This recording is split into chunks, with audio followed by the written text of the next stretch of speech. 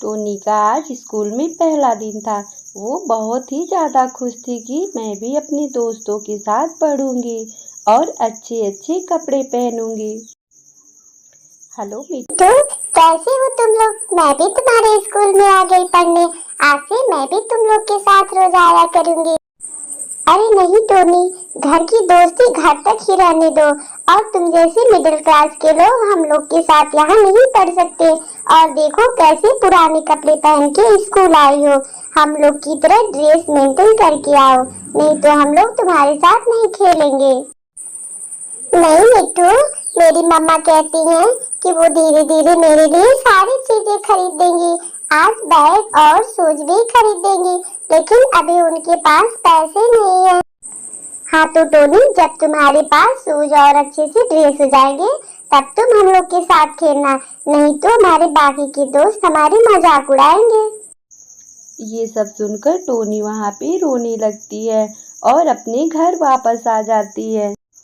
Tony बेटा, आज school में आपने क्या क्या पढ़ा है और हमें भी बताइए कि आप वहाँ जाकर के आपको कैसा लगा।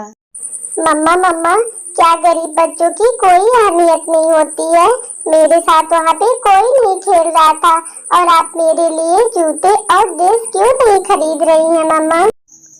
बेटा, आप चिंता ना करें, मैं थोड़े दिन और काम करूँगी, फिर मैं आपके लिए ड्रेस और जूते जरूर खरीद दूँगी। तब तक आप स्कूल ऐसे ही जाएं। नहीं मम्मा, आप जब मेरे लिए जूते और ड्रेस खरीदेंगी तभी मैं स्कूल जाऊंगी, नहीं तो मैं नहीं जाऊंगी। फिर टोनी चिड़िया को रात भर ये सारी बात सोचकर नींद नहीं आती है और वो अपनी एक ही बेटी के लिए कुछ सोचने लगती है। टोनी चिड़िया सोचती है कि मैं अब कपड़े की सिलाई भी करूँगी, जिससे मैं अपने बच्चे के लिए ड्रेस और जूते भी खरीद सकती हूँ। फिर टुनटुनी चिड़िया गौरी के पास सिलाई मशीन भाड़े पे मांगने चली जाती है। गौरी बहन, क्या आप अपनी सिलाई मशीन हमें भाड़े पे देंगी? मैं कपड़े सिलूंगी तो उसमें से कुछ पैसे आपको भी दे दूंगी और जिससे आपकी भी कमाई हो जाएगी। और मेरे पास इतने पैसे भी नहीं हैं जिससे मैं सिलाई मशीन खरीद सकूं।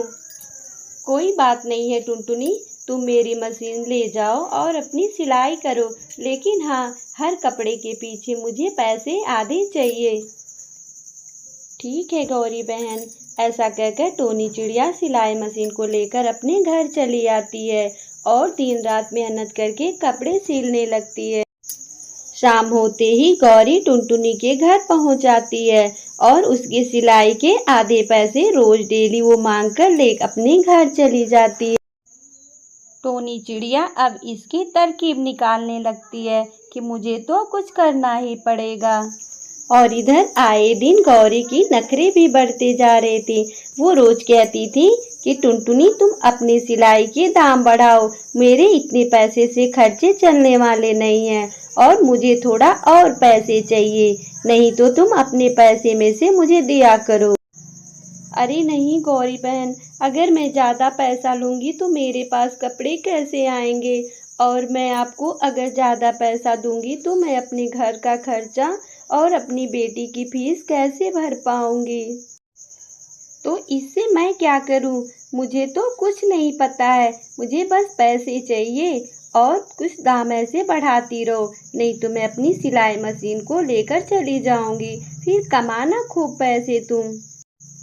गौरी की रोज रोज के इन बातों से टुनटुनी एकदम तंग आ चुकी थी। टुनटुनी कुछ पैसे रखी थी अपनी बेटी की बुक्स और जूते के लिए, लेकिन गौरी की रोज रोज की बातों को सुनकर वो क्या करती है कि एक सेकेंड हैंड सिलाई मशीन खरीद लेती है और गौरी के सिलाई मशीन को वापस उसे दे आती है। कहती है, ये लीजिए बहन, अब आप अपनी मशीन से जितना मन करे उतना पैसा निकालिए। गौरी तो आग बबूला हो जाती है।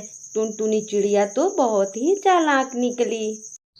अरे तो मैं भी तो कहता था तुमसे, जो मिल रहा है उसी में घर चलाया करो, लेकिन तुम्हारी तो नखरे रोज रोज बढ़ते जा रहे थे। अब लेकर बैठो अपने सिलाई मशीन को। और इधर टुनटुनी चिड़िया सिलाई करके अपने घर की खर्च भी चलाने लगी थी और अपनी बच्ची के लिए ड्रेस, जूते और बुक्स भी खरीद दिए थे।